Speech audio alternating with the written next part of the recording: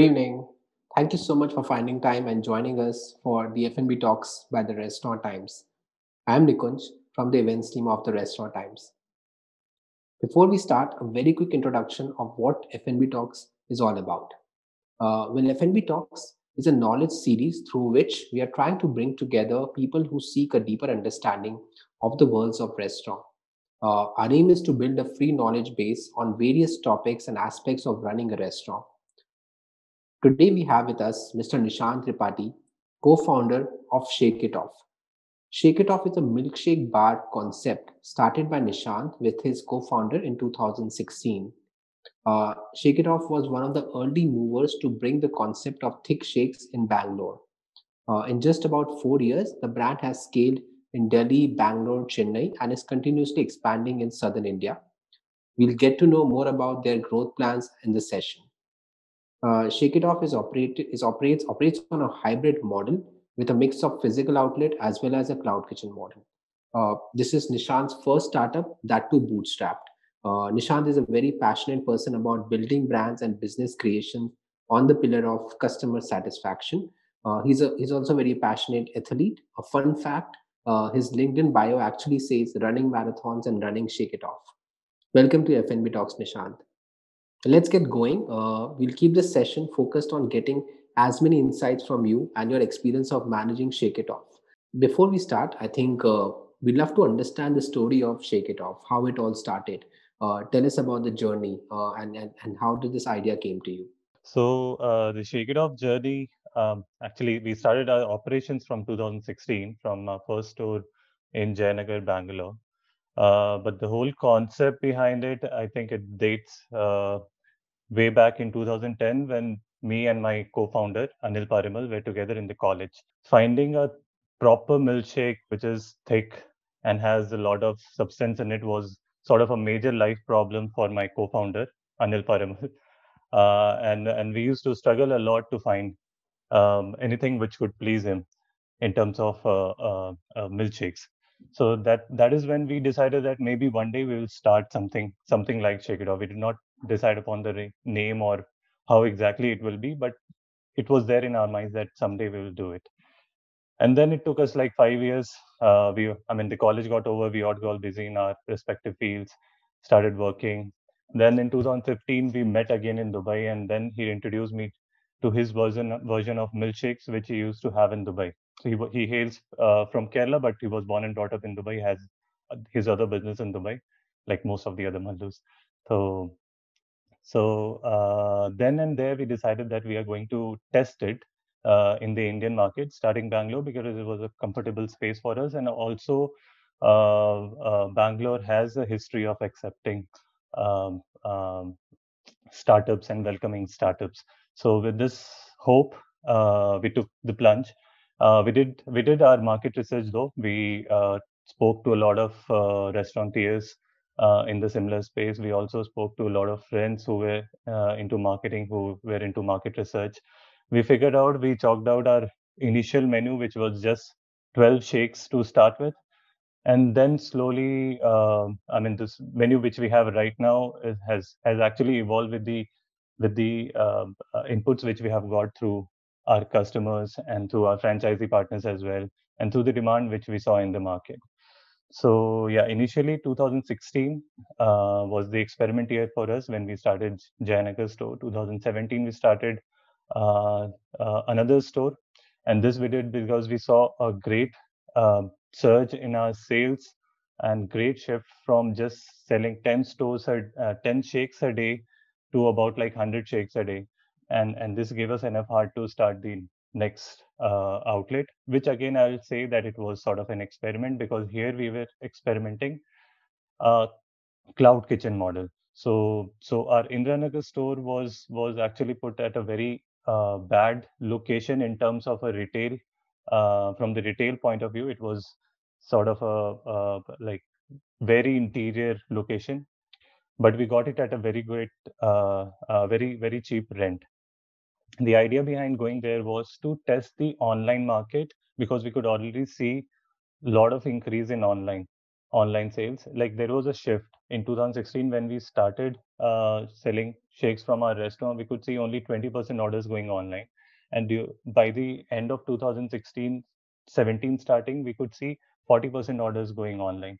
So we could see there is an upward trend, and that's the reason we started a mix, a store which we would say like online major and retail minor. So 2017 we started the next hybrid model, and then 2018 onwards we started franchising after all the learnings we have got through 2016 and 2017 with these two stores. Franchising was also, I would say, I mean, it was sort of a FOMO for us because a lot of other brands had also come into the market, and they were also, and a lot of bigger brands have actually come into the market with initial funding of in crores. So they had a lot of marketing ammunitions with them, and they were marketing really hard. So we felt that this was a great time for us to utilize their marketing, because in whichever franchise events or any gathering where people will come to seek for a franchisee, we will see a lot of people will be already convinced, and they will be coming to the franchise events because of these marketings. I won't take the name of our competitors here, but we all of us already know them very well, and this gave us a lot of push initially, because all we had to do is just convert these people with our USPs, which was our good product, good ratings. We had a very good name among the customers, and to be honest, our cheaper store models. While others were selling it for 30 lakhs, for 40 lakhs, we were just selling it for 10 to 12 to 15 lakhs, because actually it doesn't cost that much. A milkshake is setup won't cost you that much, where you have to pay 30, 40 lakhs. And because it becomes very difficult to, bring the ROI out of that sort of a great amount. And then, yeah, 2019, we took a break from franchising and started concentrating on own setup, and whatever 12 outlets which we have brought up till 2019. 2020 again is another story for all of us. Well, Shake It Off is extremely popular in Bangalore and also now in South Delhi. Do you have any plans to open in new spots? Yeah, we have already closed master franchisee deals for Hyderabad and Chennai. So these two are the locations where we'll be expanding as soon as we see some normalcy in these two cities. Apart from that, we are exploring options in Mumbai, Pune, and we are also exploring options in Delhi, because for us, when we speak about cloud kitchen models, Delhi has given us the best results so far. So these are the few cities where we'll be concentrating in coming 1 to 2 years. Yes, that's interesting. Yeah.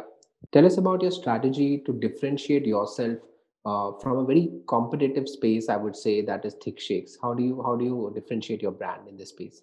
We don't believe in competition. We always believe that the market is too big for everyone to have their own share, and it's all about cooperation in the market. Still, we try to follow few basic rules only. I mean, because I'm in the food industry, quality and consistency is what our customers also demand. So we make sure that we never skimp on this. It's always up to the point, and whatever be the situation, I mean, we might see low sales, and somehow, I mean, a lot of people do it, that they will try to fix their bottom line by fixing their recipe here and there, but we never do that. That is our top priority, because of the quality and consistency, we see our repeats. Otherwise, there's no point. Also, apart from this, um, in terms of the model, we have a product which is a shake plus food ka mix. So we sell our product as a thick shake experience. So whatever we do has to add to the thick shake experience. So in our opinion, serving food, complementary food or complementing food, which goes well with the shake concept, is a great attempt, and we see a lot of happy customers, because we sell fries, momos, sandwiches, burgers, like things like that with our shakes. Also, we have made our stores little interesting, which is a lot more engaging, especially to the target customers, to our target customers, which is from aging from 15 to 35. So that also adds to the experience. Apart from this, uh, for the franchisees, I think we have a flexible menu and a flexible business model, which helps more and more people to get associated with us at at a lot of ease of mind. Because in our opinion, whenever people come to take a franchisee, most of the times it is because they wanted to start something of their own, but they don't have uh, enough product knowledge or the market knowledge. So we, as a Shake It Off, we also serve as a platform to them to first cater what market demands and what is already tested, and parallelly also test what they want to serve to the market and see if it works or not. And I mean, because with the Shake It Off platform, they are safe that they're anyways going to make profit and not going to shut down with their new experiment. So so that's our model.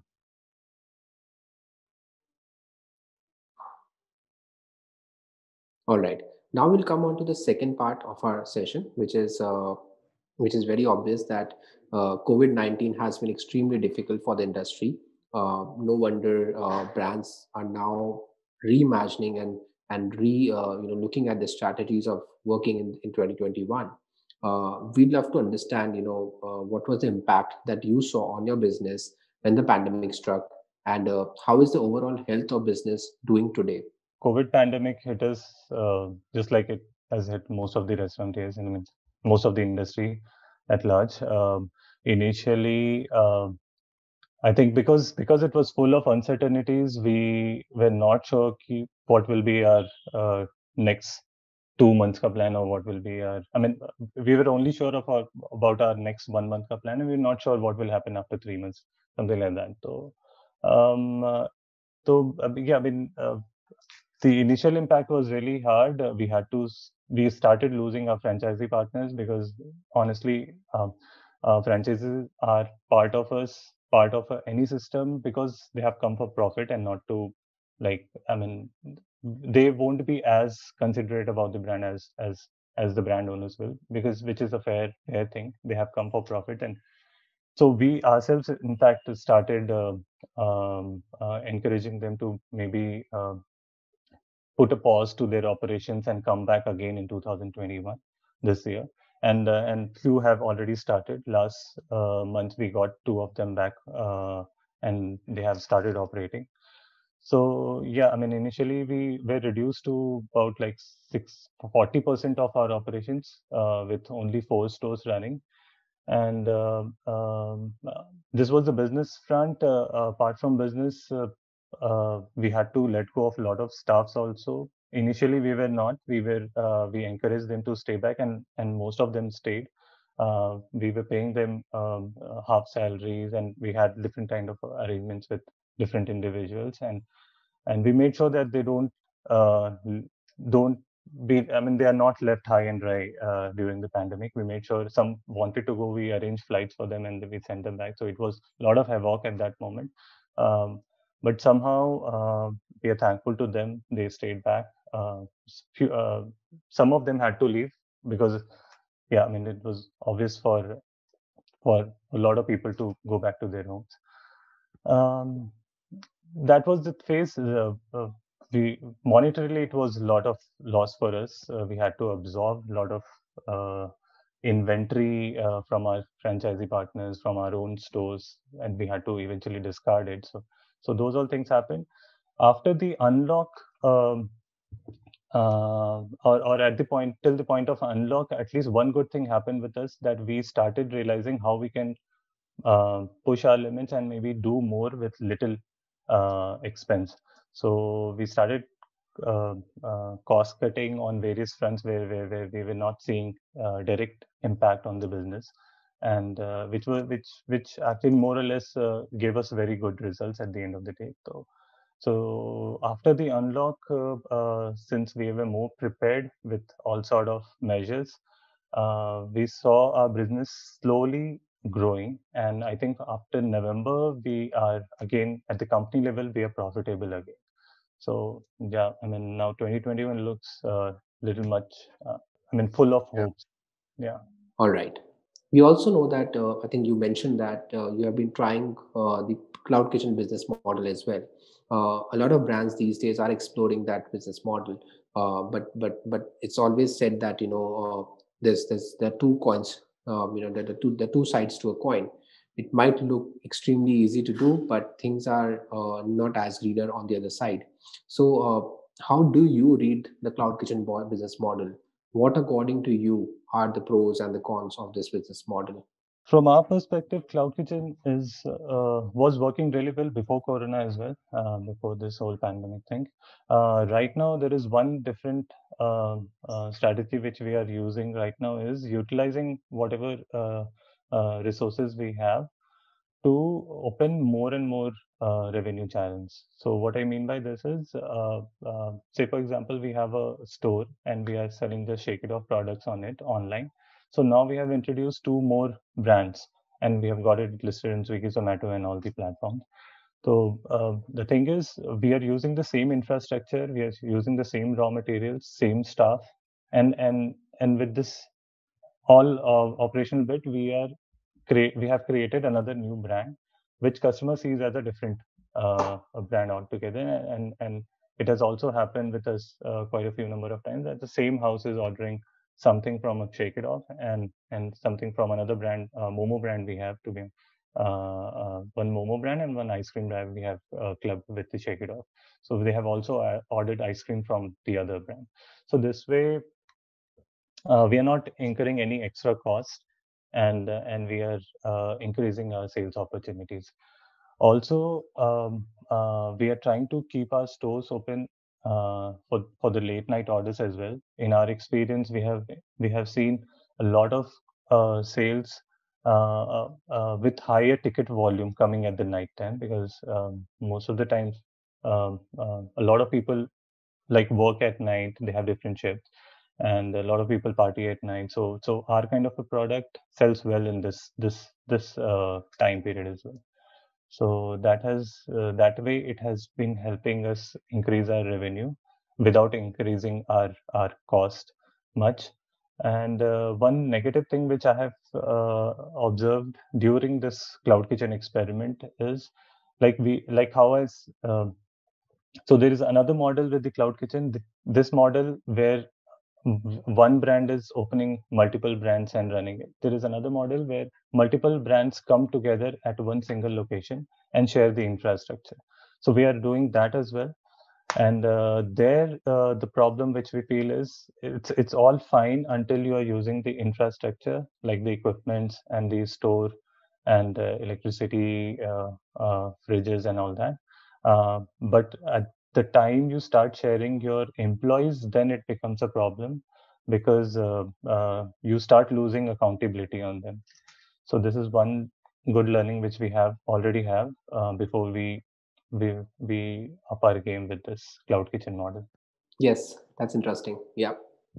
Give us an idea about your pricing strategy. I mean, do you look at a different pricing strategy for a cloud kitchen or for an in-house store?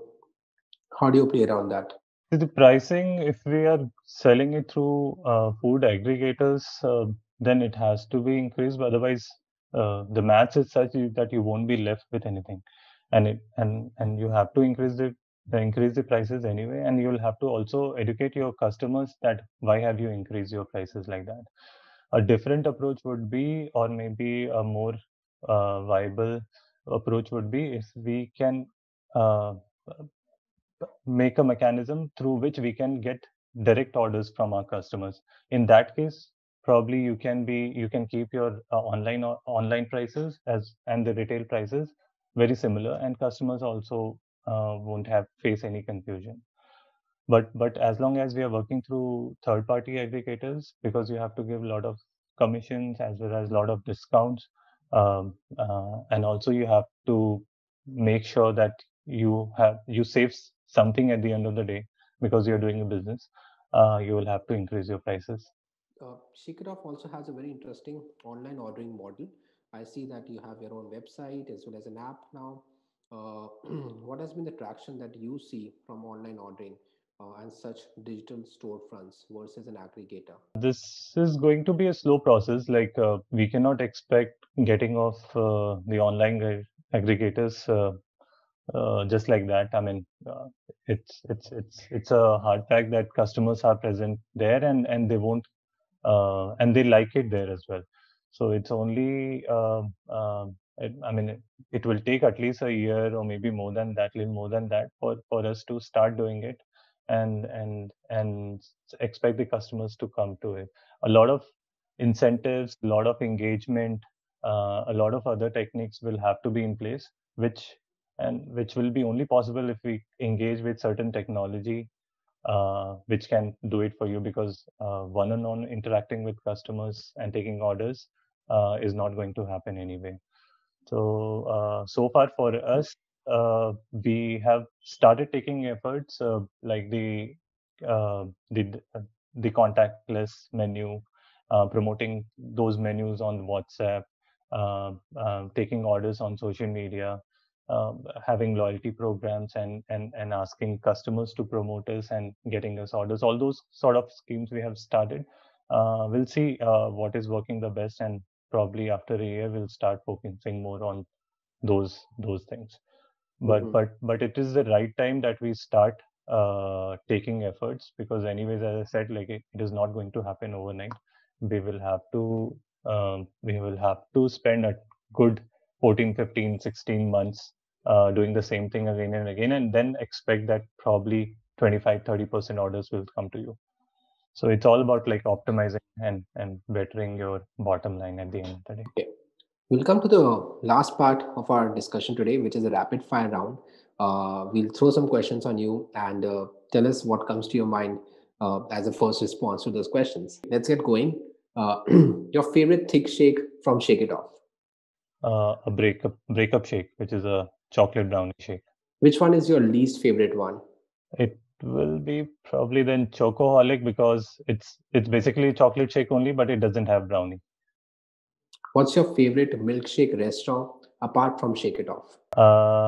I like frozen bottle. Which is the weirdest milkshake that you have ever tried? It was the achar milkshake, achari shake, which we used to have initially in our store.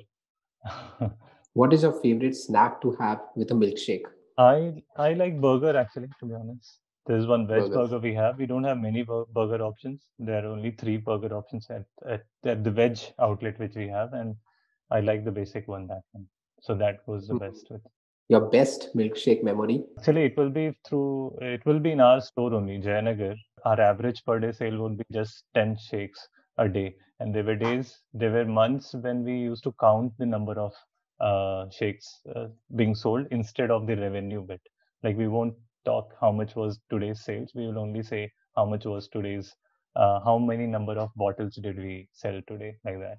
So I Okay. remember a lot of days initially where we will sell only nine, then we will buy the 10th one just to make it look like a double digit number for us. Favorite kitchen gadget? Weighing machine. Tell us, how did this name Shake It Off actually, happen? I mean, how did what came to your mind when you thought of Shake It Off? So it was like we spent about 2 to 3 days. We are thinking what it should be named. If we zeroed on a lot of names, we never thought of Shake It Off, actually, to be honest. But while we were thinking of it, and probably we were traveling somewhere, and on the radio this song started playing. So then and then decided that enough with the ideation, and now we are Mhm. going to zero on this. What would be your message for the restaurant industry in 2021? Earlier, all this while, we used to have a lot of curious customers, but now we have a whole bunch of conscious customers. So I think hygiene is one of the greatest things which we have to take care of.